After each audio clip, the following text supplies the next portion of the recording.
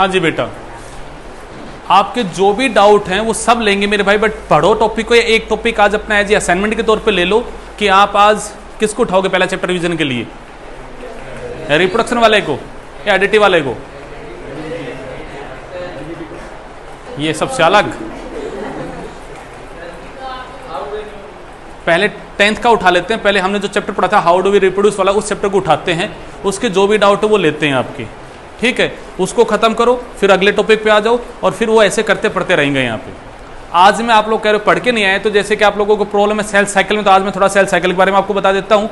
अभी उन्होंने पूछा स्पर्मेटिक कोड क्या होता है, स्पर्मेटिक कोड के बारे में आपको बता देता है यहाँ पे, और अगर स्पेसिफिक आपके कोई डाउट है तो वो बता दो कि सर ये डाउट हमें बता दो, मैं वो पढ़ा दूंगा मेरे भाई, क्योंकि आज आप लोग पढ़ के नहीं आए तो कल पढ़ के आ जाओगे, तब हम डील कर लेंगे उससे, ठीक है।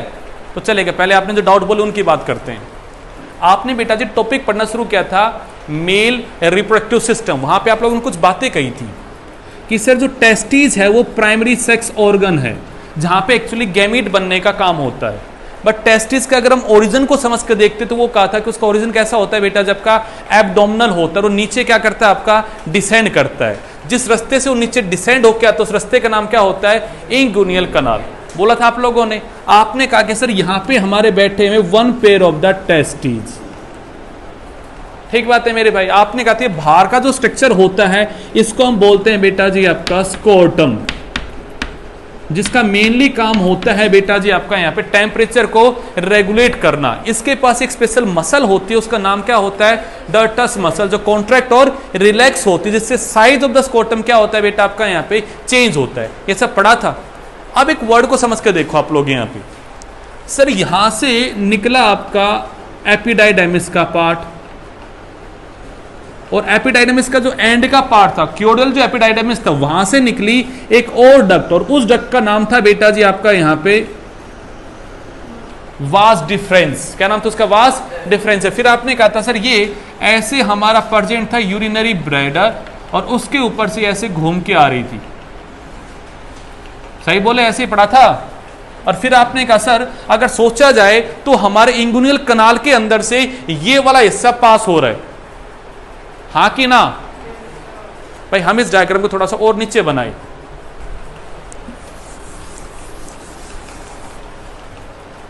आपने ये कहा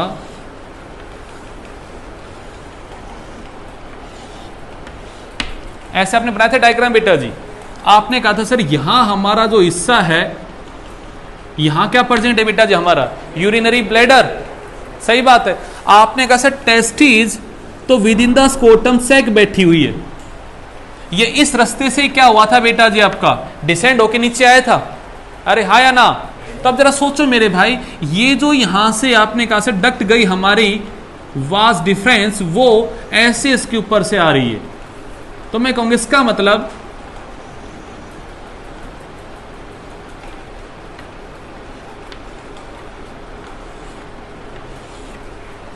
ये वास डिफरेंस वाला हिस्सा यहां से पास हो रहा है, कहां से, इंगुनियल कनाल से। अब एक और बात सोच के देखो, टेस्टिस के पास आपका स्पर्म बनने वाला है तो उसे भी तो न्यूट्रिशन चाहिए ना, तो इस इंगुनियल कनाल में आपने कहा था कि ये रास्ता सर बंद हो जाता है ताकि यहां से हमारी इंटेस्टाइन नीचे डिसेंड ना करे, और अगर गलती से इंटेस्टाइन यहां पे डिसेंड कर जाए तो आपने बीमारी का नाम बोला था यहां पे हर्निया।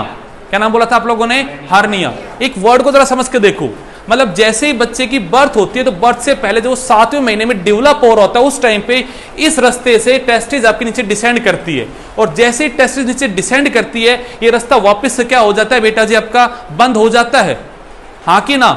ये रास्ता क्या हो जाता है बेटा जी आपका, वापस से क्लोज हो जाता है ताकि अब और कोई चीज नीचे ना आए। पर आपने कहा था गलती से अगर वहां पे हमारे स्मॉल इंटेस्टाइन का पार्ट नीचे आ गया तो वहां पे एक बीमारी हो जाएगी। बीमारी का नाम क्या था वहां पे हमारा, इंगुनियल हर्निया। पढ़ा था हमने ऐसा।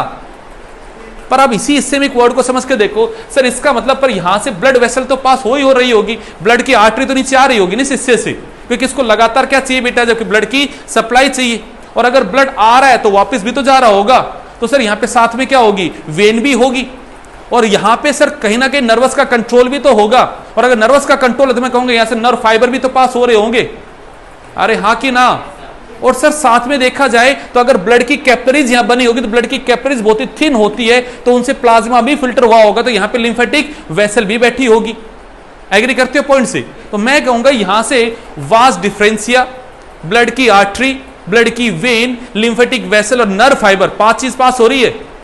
इन सबका बेटा जी एक बंडल है, इन सबका क्या है बेटा जी, एक बंडल है। फाइब्रस एक बंडल बन जाता है, उस बंडल के बाहर बेटा जी एक मसल होती है, उसका नाम होता है क्रीमस्टर मसल।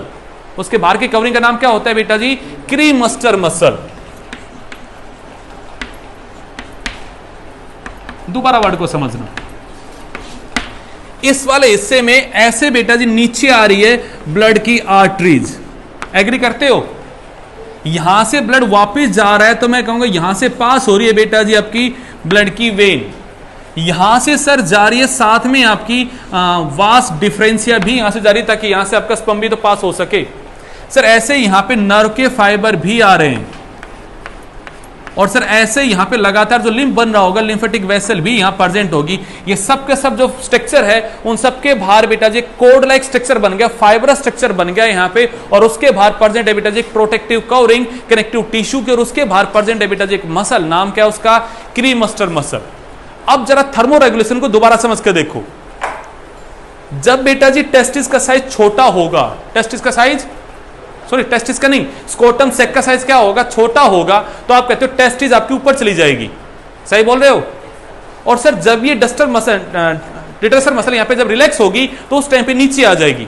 बट इसके साथ एक रस्सी भी तो बंधी हुई है ना, ये रस्सी तो होगी ना, कोड लाइक स्ट्रक्चर है या नहीं है यहां पे ये आपका, जो सर ये 5 चीज भी तो जिसके पास लगातार आ रही है। तो इसका मतलब जब ये मसल काम करेगी तो उस टाइम पे ये सब जो ग्रुप है बेटा जी वो भी तो साइज को क्या कर रहा होगा, यहाँ पे छोटा और बड़ा कर रहा होगा। एग्री करते हो नहीं करते हो? ये मैं एक और अच्छा वर्ड बोलूं, positioning of the testis within the scrotum sac is controlled by the cremaster muscle. क्या बोला मैंने, वर्ड को दोबारा सुनो। The position of the testis within the scrotum sac is controlled by the, हां कि ना? जरा सोच के देखो ना, ये है टेस्टिस, इस टेस्टिस के बाहर ऐसे 4-5 आपके स्ट्रक्चर हैं बेटा जी, उनके बाहर एक मसल, अगर वो मसल कॉन्ट्रैक्ट हो गई तो मैं कहूंगी साइज कैसा हो गया, छोटा हो गया। तो ये टेस्टिस कहां हो जाएगी बेटा जी आपकी, अपवर्ड मूवमेंट करेगी और नियर टू द एब्डोमेन आ जाएगी, और नियर टू द एब्डोमेन अगर आएगी बेटा जी तो वहां से हीट को क्या करेगी, सही बात है। सर ये वाली मसल रिलैक्स हो गई, ये वाली मसल, तो ये कहां आ जाएगी, नीचे आएगी। एग्री करते हो?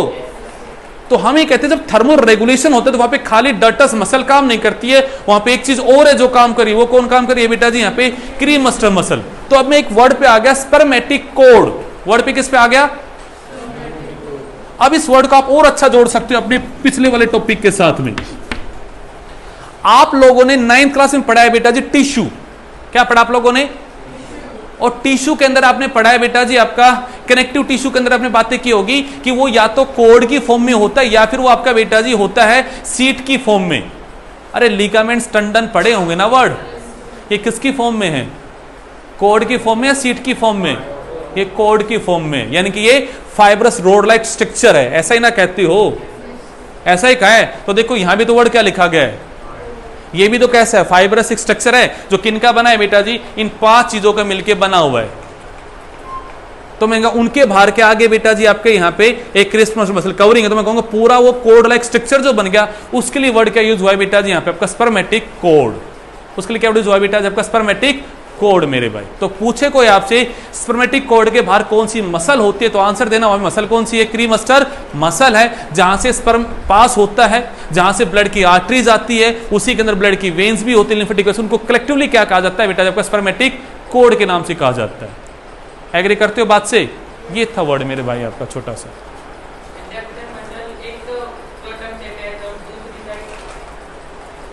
दूसरी साइड में कहा, कौन सी कह रहे हो आप?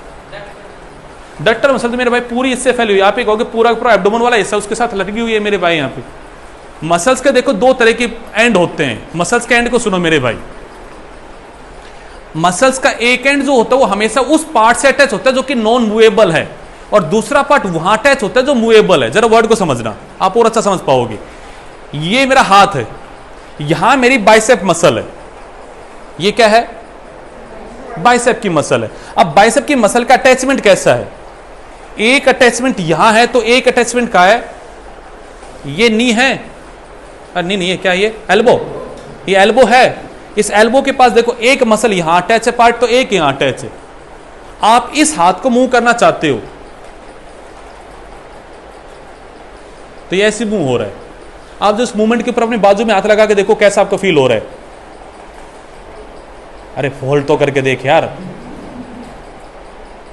यहां पे साइज आपको चेंज होता नजर आ रहा है मेरे भाई। अरे हाँ या ना?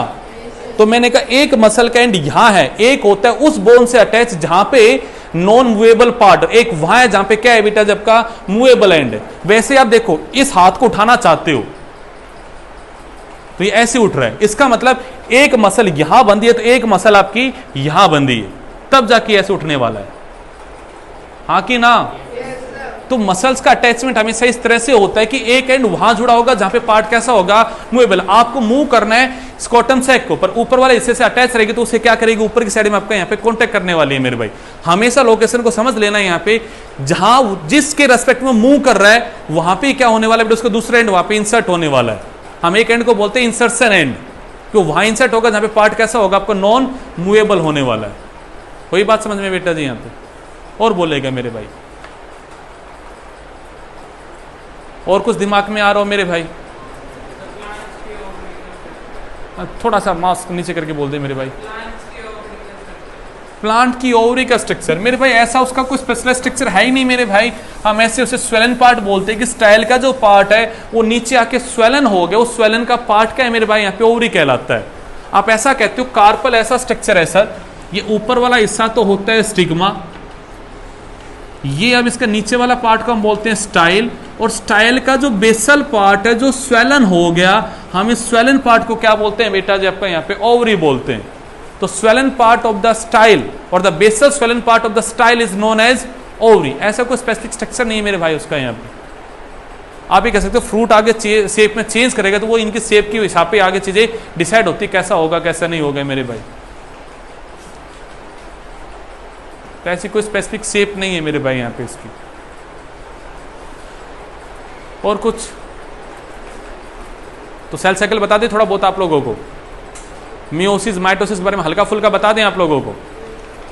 मैं आपको फिलहाल अभी स्टेप्स के नाम नहीं बता रहा हूं, वो थोड़ा लेंदी हो जाएगा, उसको हम फिर कभी शुरू कर लेंगे। आज की क्लास में आपको हल्का से एक आइडिया दे रहा हूं मियोसिस माइटोसिस के साथ क्या चलता है मेरे भाई। सबसे पहले एक वर्ड आता है सेल साइकिल। क्या होता है सेल साइकिल? आप ये सोच के देखो, मैं एक सेल हूं और मुझे डिवाइड करना है, तो डिवाइड करने के लिए मेरे अंदर क्या क्या प्रोसेस होंगे? सबसे पहले बोला गया आपने डीएनए रेप्लिकेशन। एक एक स्टेप से आगे बढ़ते, जरा सुनना वर्ड को। मैं ब्रॉडली एक बात बोलता हूं, बड़े लेवल पे एक बात बोलता हूं। सबसे पहले मुझे डिवाइड होने से पहले तैयारी करनी पड़ेगी। क्या करनी पड़ेगी मुझे पहले? क्यों करनी पड़ेगी तैयारी? क्योंकि मुझे एक सेल से टूट के दो सेल बनना है, तो पहले मैं अपनी हर एक चीज को क्या करना चाहूंगा बेटा जी, यहाँ पे डबल करूंगा भैया जी, तभी तो मैं इक्वली डिवाइड होकर दो हिस्सों में टूट पाऊंगा यहाँ पे। अगर मैंने अपनी हर एक चीज को डबल किया ही नहीं है तो फिर मैं कैसे एक से दो बन पाऊंगा? क्या पॉसिबल है? तो पहला पॉइंट तो क्या कहता है कि सर सबसे पहले तो फेज आएगा, उस फेज का नाम होगा प्रिपरेटरी फेज। पहले फेज का नाम क्या होगा? नाम से मतलब निकाल के देखो, पहले सेल अपने आप को प्रिपेयर करेगी for the cell division. Agree करते हो पॉइंट से? और फिर सेल क्या करेगी? डिवाइड। तो मैं कहूंगा ये उसका जो फेज होता है, इस फेज को हम बोलते हैं बेटा जी इंटरफेज।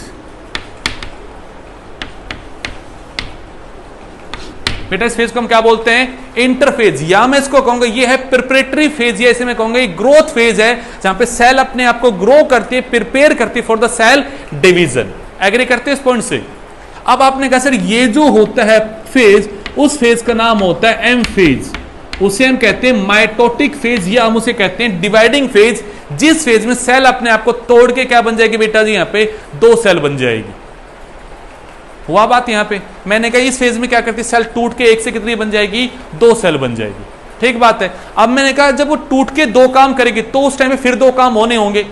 एक सेल के अंदर बैठा होता है न्यूक्लियस, और एक सेल का साइटोप्लाज्म, उसमें सेल ऑर्गेनेल्स बैठे हुए हैं। तो सेल सबसे पहले न्यूक्लियस को तोड़ के दो न्यूक्लियस बनाएगी, और फिर सेल का साइटोप्लाज्म क्या होगा बेटा जी, आपका डिवाइड होगा। तो मैं कहूंगा इस एम फेज के भी दो फेज होते हैं बेटा जी। पहला जो फेज होता है वो होता है बेटा जी कैरियोकाइनेसिस। पहला फेज क्या होता है बेटा जी यहां पे, कैरियोकाइनेसिस। नाम को जोड़ो जरा अपने साथ में, कैरियो, न्यूक्लियस, काइनेसिस, ब्रेकडाउन। कि न्यूक्लियस का क्या होगा बेटा जी यहां पे, ब्रेकडाउन होगा, तो वर्ड क्या बनेगा, ठीक वर्ड है। फिर आपने कहा सर सेल का साइटोप्लाज्म डिवाइड होकर एक से दो सेल बन जाएगी, तो जो दूसरा फेज होगा वो क्या कहलाएगा बेटा जी आपका यहां पे, साइटोकाइनेसिस। यहां तक का ठीक है। तो मैंने कह दिया ये मेरा फेज है वो है interphase, preparatory phase, growth phase, और ये वाला मेरा फेज, उस फेज का नाम है एम फेज। यहां से यहां तक के फेज का नाम है एम फेज, या मैं इसे कहूंगा ये मेरा डिवाइडिंग फेज है, जिसमें सेल एक से टूट के दो बनने वाली है। बट पहले न्यूक्लियस टूटेगा तो बनेगा कैरियोकाइनेसिस, और बाद में सेल का साइटोप्लाज्म टूटेगा तो बनेगा साइटोकाइनेसिस। ठीक बात है। पर अब एक वर्ड को सोचो जरा यहां पे, सर ये इंटरफेज जो है आपने कह दिया इसमें प्रिपरेशन होगी, तो उसमें कैसी कैसे प्रिपरेशन करेगा। तो सबसे पहले वो क्या करना चाहेगा, वो अपने डीएनए कंटेंट को क्या करेगा, पहले डबल करेगा। तो मैंने एक फेज का नाम दे दिया बेटा जी, मैंने कहा एस फेज। मैंने फेज का नाम क्या रखा, एस का मतलब है सिंथेसिस। एस का नाम क्या है, कि वो अपने डीएनए को क्या करेगा, सिंथेसाइज करेगा, और अपने डीएनए को क्या करेगा यहां पे, डबल करेगा। लॉजिक सेट होता है, अरे हाँ या ना है जी। सिर्फ डीएनए को, पहले डीएनए पे वर्ड पे बात करें, वो अपने डीएनए को डबल करेगा इस फेज में। पर डीएनए डबल करने से पहले उसे और भी तो चीज बनानी पड़ेगी ना। डीएनए बना किस चीज का है, न्यूक्लियोटाइड का। डीएनए किसका बना है, और डीएनए तो एक बहुत ही बड़ा स्ट्रक्चर है जो कंडेंस करता है। तो किस पे कंडेंस करता है, हिस्टोन प्रोटीन्स पे। अरे डीएनए किस पे कंडेंस करता है, तो सोच कर देखो मेरे भाई, इस फेज में अगर वो डीएनए बनाने वाला है तो उसे डीएनए बनाने से पहले उसको बनाने की भी तो तैयारी करनी पड़ेगी। उसे उससे पहले क्या बनाने पड़ेंगे, बहुत सारे न्यूक्लियोटाइड। सोच के देखो मेरी बात को, आपका डीएनए जो होता है वो बना होता है 6.6 इंटू 10⁹ बेस पेयर का बना हो, इतने न्यूक्लियोटाइड का बना हुआ है। अब उसे इस प्रोसेस में इतने न्यूक्लियोटाइड और चाहिए, तभी तो एक डीएनए से दो डीएनए बनेंगे, हां कि ना। तो ये भी तो उसे पहले बनाने पड़ेंगे, अरे हां कि ना। और ये उसे बनाने पड़ेंगे। डीएनए जो होता है वो लिपटा होता है बेटा जी हिस्टोन के प्रोटीन पे। अब इस हिस्टोन वर्ड पे आ जाते हैं हम थोड़ा सा। हिस्टोन बेटा जी एक पॉजिटिव चार्ज की प्रोटीन है जो कि बेसिक अमीनो एसिड से बना होता है। अब पॉइंट आता है सर हिस्टोन कौन कौन सी है, तो मैं नाम बोलूंगा आपको बेटा जी, H1, या हम पहले बातें करते हैं H2A, H2B, H3, H4। These are the 4 type of the histone। और अगला होता है बेटा जी H1, या हम उसे बोलते हैं H5। ये है 5 डिफरेंट टाइप की बेटा जी हिस्टोन की प्रोटीन्स। क्या क्या नाम बोला मैंने, H2A, H2B, H3, H4।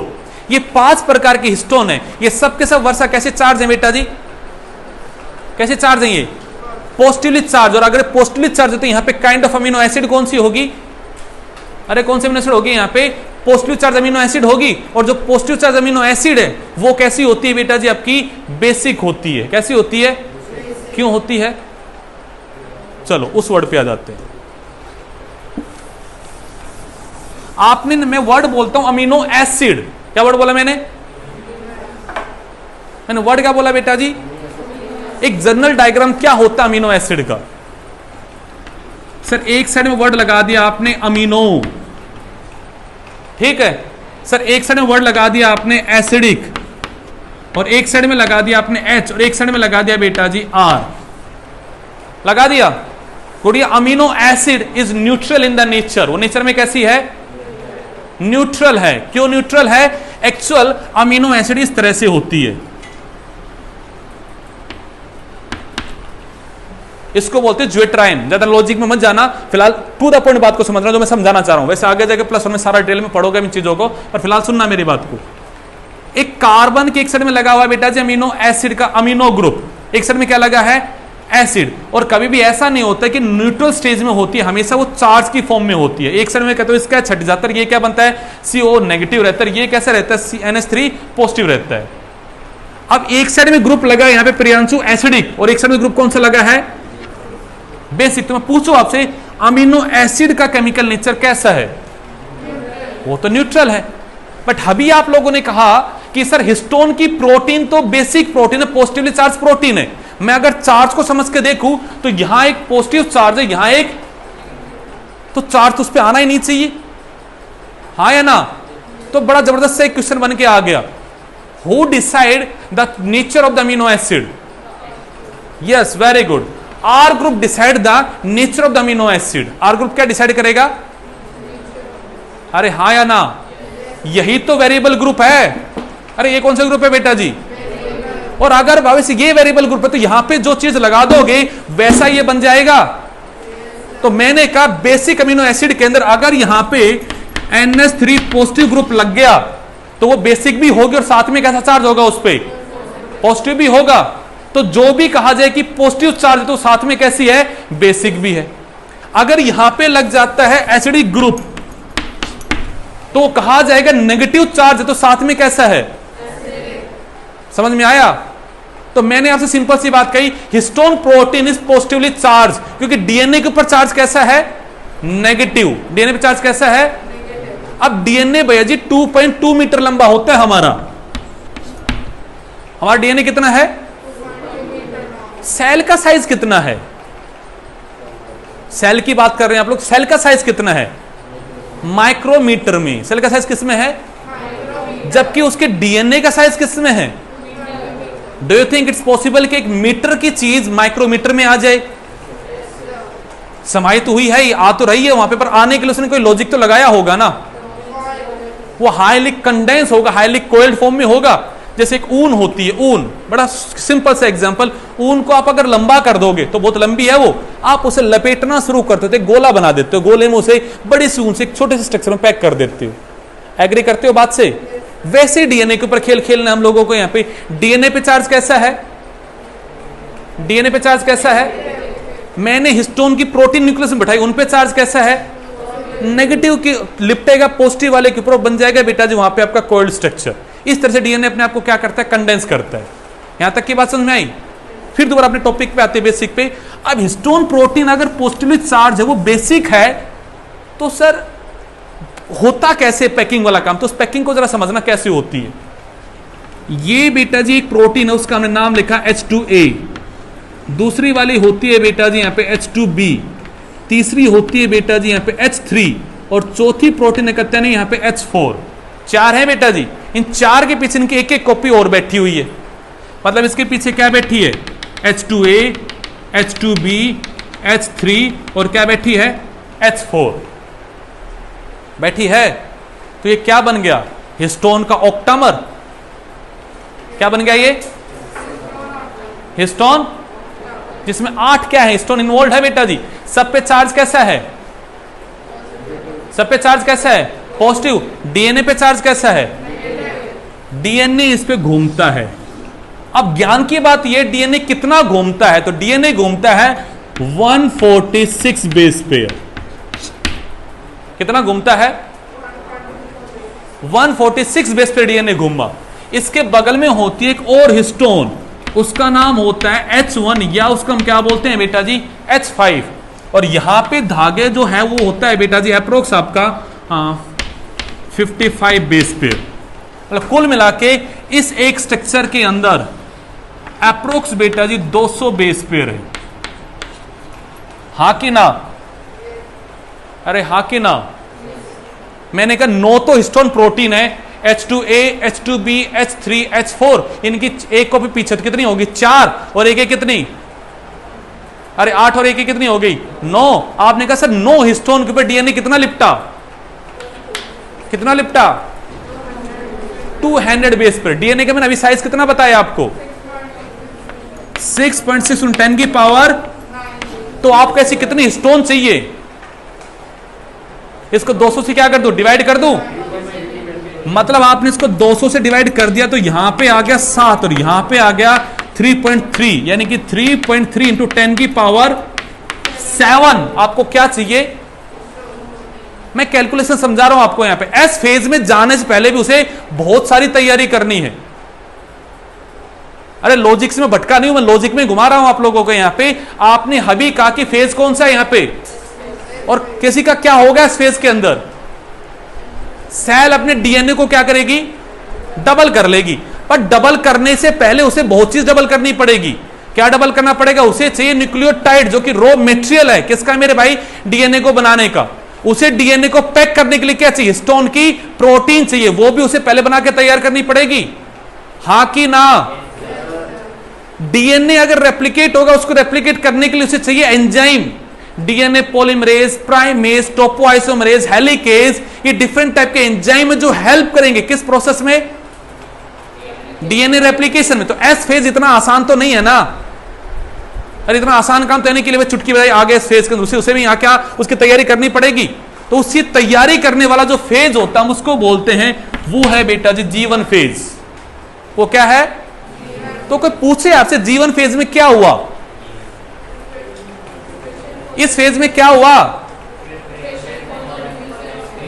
Cell prepare itself for the S phase. Cell ने अपने आप को तैयार किया किस फेज के लिए? उसने इस फेज में क्या किया? उसने हिस्टोन की प्रोटीन्स बनाई। उसने सर यहां पे क्या किया? न्यूक्लियोटाइड्स को बनाया। उसने डिफरेंट टाइप के एंजाइम्स बनाए ताकि वो डीएनए को इजीली क्या कर सके? यहां पे रेप्लिकेट कर सके। पहला पॉइंट एग्री करते हो? साथ में एस फेज में एक चीज और भी है जो सिंथेसाइज होगी, वो होगा बेटा जी सेंट्रियोल। वो क्या होगा? सेल पे आ रहे हैं हम, सेल की बात कर रहे हैं बेटा जी। यहां पे एस फेज में एक और चीज है जो भैया जी डबल होगी। वो क्या डबल होगा? सेंट्रियोल। सेल में कितने सेंट्रियोल होते हैं? 1 पेयर। सेंट्रियोल किसका बना होता है? सेंट्रियोल किसका बना होता है? सेंट्रोसोम तो स्ट्रक्चर का नाम बोल देते हैं वहां पे। मैंने कहा सेंट्रियोल बना किस चीज का होता है? Centriole is made up of the microtubule proteins. किसका बना है वो? किसका बना है बेटा? मतलब मुझे यहां पे बनाना है सेंट्रियोल, तो मुझे उसकी भी तैयारी कहां करनी पड़ेगी? जीवन फेज में। तो G one phase is the longest phase. G one phase is the in which cell prepare itself for the S phase, that is for the replication of the DNA and for the synthesis of the centriole. वो सारी तैयारी वो कहां करने वाला है? समझ में आया मेरे भाई? अरे आया कि नहीं आया? अब उसने एस फेज में डीएनए कर लिया डबल। अब देखो सेल के पास डीएनए डबल हो गया है, बट अभी एक चीज बची हुई है। What about the cell organelles? What about the cell? आगे जाके जब इस फेज में न्यूक्लियस टूटेगा तो उसे 2 न्यूक्लियर मेम्ब्रेन बनानी है। सर फिर सेल मेम्ब्रेन टूटेगी, उसे 2 सेल मेम्ब्रेन बनानी है। और अगर प्लांट की सेल है तो उसे सेल वॉल भी बनाना है। अरे हाँ या ना? तो यहां पे वो क्या करेगा? बाकी और चीजों को क्या करेगा बेटा जी? यहां पे सिंथेसाइज करेगा। अरे हाँ या ना? तो मैं कहूंगी पूरी की पूरी भैया जी यहां पे उसने क्या की? तैयारी की, और यहां पे आके क्या हो गया? टूट गया। तो क्या लगता है ज्यादा बड़ा फेज कौन सा होगा? प्रिपरेशन में ज्यादा टाइम लगता है या डिवाइड होने में टाइम लगता है ज्यादा?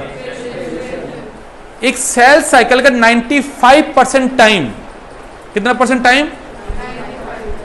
95% टाइम तो वो स्पेंड करती है इस फेज में, और वो जस्ट 10%, मैं कहूंगा 95% पार्ट कहां स्पेंड करती है बेटा? जो आपको यहां पे एम फेज में। क्या बोला मैंने? दोबारा बोलो। एक cell spend its 95% time of the cell cycle within the interphase, और जस्ट 5% टाइम में भैया जी डिवाइड कर जाती है। मैं अगर और अच्छे डाटा बताऊं कि ह्यूमन की सेल 24 आवर्स में डिवाइड होती है, 24 घंटे में एक सेल डिवाइड करती है, तो वो 23 घंटे कहां थी मेरे भाई? आई फेज में थी, और 1 घंटे में वो खत्म कर जाती है। कौन सा फेज मेरे भाई आपका? यहां पे एम फेज को। मैक्सिमम टाइम कहां स्पेंड करती है? अरे बात समझ में आई मेरे भाई? तो कोई पूछे आपसे लॉन्गेस्ट फेज कौन सा है तो कह देना इंटरफेज है। और अच्छा ऑप्शन बना देते हैं, इंटरफेज में कौन सा है तो क्या कहोगे? G one phase is the longest phase. Agree करते हो पॉइंट से? अब कोई पूछे आपसे सेल साइकिल क्या है, कोई आपसे सेल साइकिल की डेफिनेशन पूछे तो क्या कहोगे? सेल साइकिल की डेफिनेशन क्या है? आपके सामने मैंने बना रखा है, मुझे अब डेफिनेशन बता दो सेल साइकिल की डेफिनेशन क्या है। अच्छा एक और बात, एस फेज के बाद जो फेज आएगा हम उसको बोलते हैं G2 फेज। अब एक जी क्या है?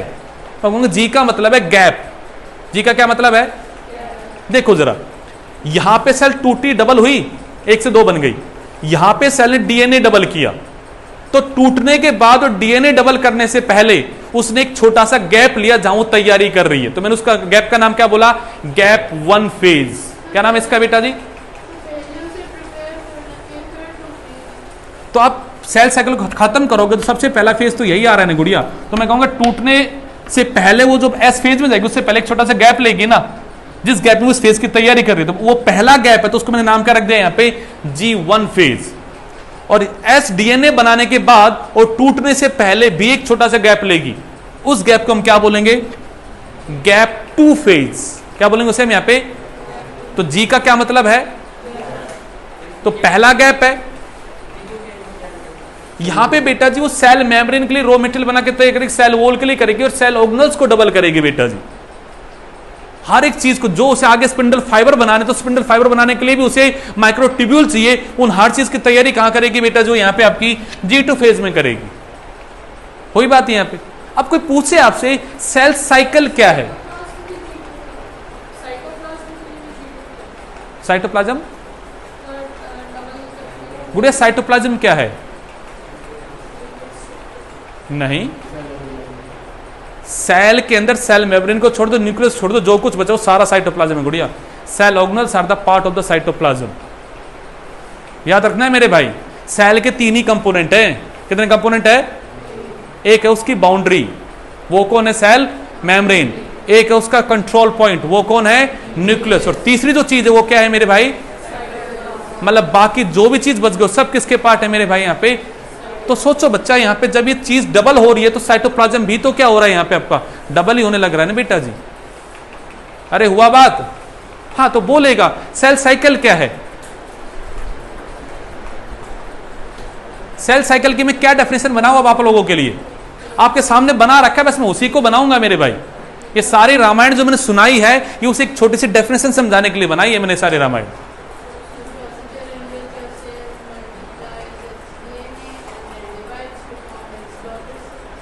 ठीक है, ठीक है, वेरी गुड। कुछ कहना चाहोगे प्रियांशु जी?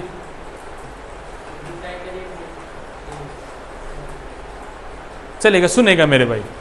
The sequence of the event through which a cell double its DNA, double its cell content and get grow in size and then divide and give rise to the two new cell। वो जो sequence of event उनको हम collectively क्या बोलेंगे बेटा जी यहाँ पे? Cell cycle. दोबारा देखो मैंने क्या बोला, the sequence of the event through which cell double its DNA content या double its DNA हुआ मेरे भाई, double its other cellular content and grow in। जब ये हर एक चीज बढ़ेगी तो सेल का साइज भी तो क्या होगा?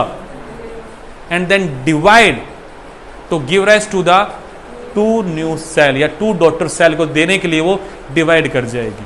देखो फिर वहां जाके डिवाइड कर गई। ये एक सीक्वेंशियल जो इवेंट है ना, उन इवेंट्स को कलेक्टिवली क्या कहते हैं बेटा जी यहाँ पे? Cell cycle. देखो नाम को तोड़ो, सेल साइकिल मतलब सारा काम किस में होने वाला है बेटा जी यहाँ पे? साइक्लिक मैनर में होने वाला है। अरे होगा तो मैंने कही एक सीक्वेंस ऑफ द इवेंट है जो बार बार क्या होगी बेटा? जब रिपीट होती रहती है ऐसी सेल अपने आप को ग्रो करती रहती है। Logic set? कोई दिक्कत मेरे भाई? यहां तक जाती है मेरे भाई? उसकी बात भी करते हैं यहां पे अभी आपके साथ में। ये इस बार के नीट का क्वेश्चन था कि सेल किस फेज के बाद सेल साइकिल को स्किप कर सकती है। तो एक बात को याद रखना, cell cycle is a continuous process. Cell cycle कैसा प्रोसेस है बेटा जी? अगर एक बार सेल आगे बढ़ गई ना तो सेल के पास फिर 2 ही ऑप्शन है, आइदर डिवाइड करो या फिर खुद को मारो, पीछे नहीं जा सकती। या तो अगर वो वहीं पे डिवाइड करके 2 सेल बनाएगी या फिर वो अपनी एपोस्टोसिस कोज करवाएगी, प्रोग्राम सेल डेथ कोज करवाएगी और सेल की वहीं पे डेथ हो जाएगी। बट अगर एक बार वो सेल साइकिल चल दी ना तो फिर रुक नहीं सकती है मेरे भाई। अरे बात समझ में आया? ऐसा नहीं कि उसका मन किया ऐसे में जाके रुक गई कि चलो मैं यहां पे रेस्ट करता हूं, ऐसा नहीं होता है मेरे भाई। एक बार अगर वो बढ़ गई ना आगे, फिर बढ़ ही गई मेरे भाई, उसके पास बैक जाने का ऑप्शन नहीं। उसके पास कैसा option? Only and only forward and continuous process है मेरे भाई। सेल किस फेज के बाद छोड़ेगी? जब ये एम फेज को जैसी वो खत्म करेगी एम फेज को जैसे खत्म करेगी, जीवन फेज में वो एंटर करेगी, उसके पास 3 ऑप्शन होते हैं। पहला ऑप्शन गेट डिफरेंशिएट। पहला ऑप्शन क्या है? जब डिफरेंशिएट ही कर जाएगी तो डिवाइडिंग पावर ही क्या हो जाएगी उसकी, खत्म। पहला ऑप्शन। दूसरा option continue cell cycle. Cell cycle को क्या रखे बेटा जी? यहां पे कंटिन्यू रखे। तीसरा option enter in a new phase that is known as G nought phase. और किस फेज में एंटर कर जाएगी? यहां पे जी नोट। जी नोट को बोलते हैं रेस्टिंग फेज, या उसे बोलते हैं क्यूसेंट सेंटर। मैंने क्या बोला? सोचो मेरी बात को, ये मेरी स्किन है। अब आपने कहा सर ये सेल तो डिफरेंशिएट है, यहां पे अगर घाव हो जाए फिर ये घाव भरेगा कैसे? आपके स्टोमक के अंदर भैया जी एसिड रिलीज हो रही है, वहां पे स्टोमक एपिथेलियल सेल डेड हो रही होगी, तो वहां पे नई सेल कैसे बन रही होगी? तो आपने वर्ड सुना होगा स्टेम सेल, वर्ड सुने हो ना, स्टेम सेल। वो सारी वो सेल हैं जो किस फेज में बैठी है बेटा जी? यहां पे वो रेस्टिंग फेज है, वहां पे वो रेस्ट कर रही है, ना तो डिवाइड कर रही है ना डिफरेंशिएट कर रही है, वो अनडिफरेंशिएटेड फॉर्म में इस फेज में एंटर है बेटा जी। तो ये डिसीजन लेगी वो आफ्टर द साइटोकाइनेसिस के बाद। उसके पास 3 ऑप्शन खुलेंगे, क्या वो जीवन में आगे बढ़े या डिफरेंशिएट कर ले, या फिर भैया जी क्या करे वो यहाँ पे अपने आप को जी नॉट फेज में लेके जाए मेरे भाई। 3 ऑप्शन के साथ खेलेगी वो यहाँ पे आके मेरे भाई। समझ में आए मेरे भाई? Basic idea about the cell cycle समझ में आए मेरे भाई? अब चाहे कोई भी दुनिया की सेल साइकिल हो, चाहे मियोसिस हो चाहे माइटोसिस हो, यही सीक्वेंस चलेगी मेरे भाई सबके अंदर, चाहे वो कैसी हो, चाहे कैसी हो, फर्क नहीं पड़ता है मेरे भाई। सेल साइकिल की डेफिनेशन यही रहेगी मेरे भाई। अरे समझ में आया? बट यहां पे ये जो एम फेज है, यहां पे आके चीजें चेंज हो जाएगी, तो मैं कहूंगा type of the cell cycle भी क्या हो जाएगा, वहां पे चेंज हो जाएगा। तो सारा का सारा जो बदलाव है वो कहां आता है बेटा जी? एम फेज में आता है। तो कोई पूछे ना आपसे, there are the different type of the cell cycle, और वो टाइप किस फेज में डिसाइड होता है? तो किस फेज में होता है बेटा जी? आपका एम फेज में होता है। Preparatory phase is common for all the type of the cell cycle. वो चाहे कोई भी सेल हो, चाहे वो बैक्टीरिया की तो नहीं कहूंगा मैं यहाँ पे, आपको यहाँ पे कोई भी यूकेटिक सेल, हाथी घोड़ा गधा कोई भी सेल है, यहाँ पे सबकी सेल का, मेरी बॉडी की कोई भी सेल है, सबके अंदर इंटरफेस कैसा होता है? सबका मेरे भाई यहाँ पे कॉमन होता है। अरे बात समझ में आई मेरे भाई? ये है मेरे भाई।